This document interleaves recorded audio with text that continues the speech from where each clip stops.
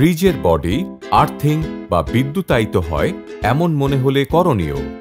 প্রথমে চেক করুন যে ইলেকট্রিক সকেট বোর্ড থেকে ফ্রিজ চালানো হয়েছে উক্ত বোর্ডে আর্থিং গ্রাউন্ডিং করা আছে কিনা।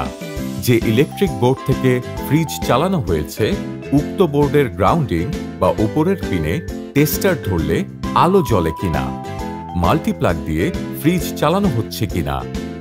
ফ্রিজের বডি বিদ্যুতায়িত হবার কারণ ফ্রিজের বৈদ্যুতিক কানেকশনটিতে যথাযথ আর্থিং না থাকা।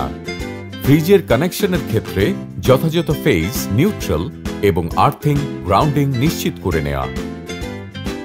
যে ইলেকট্রিক বোর্ড থেকে ফ্রিজ চালানো হচ্ছে উক্ত বোর্ডের গ্রাউন্ডিং বা উপরের পিনে টেস্টার ধরলে যদি আলো জ্বলে সেক্ষেত্রে বুঝতে হবে সকেট কানেকশনটি ভুল আছে। দ্রুত অনুমোদিত এক্সপার্ট দ্বারা সংযোগটি ঠিক করিয়ে নিন। নিম্নমানের মাল্টিপ্লাগ ব্যবহার করলেও এমন সমস্যা হতে পারে, কারণ নিম্নমানের মাল্টিপ্লাগে যথাযথ ফেজ, নিউট্রাল এবং আর্থিং গ্রাউন্ডিং থাকে না। ফ্রিজ ব্যবহারের ক্ষেত্রে মাল্টিপ্লাগ ব্যবহার না করাই উত্তম। আর্থিংয়ের উদ্দেশ্য হল বৈদ্যুতিক শকের ঝুঁকি কমানো। কম্প্রেসর বা মোটর চলার সময় লিকেজ কারেন্ট সৃষ্টি হয়, যা আর্থিংয়ের মাধ্যমে বৈদ্যুতিক যন্ত্রের বডি হয়ে আর্থিং লাইন দিয়ে ভূমিতে চলে যায়। সেক্ষেত্রে বৈদ্যুতিক যন্ত্র থেকে বৈদ্যুতিক শকের ঝুঁকি থাকে না।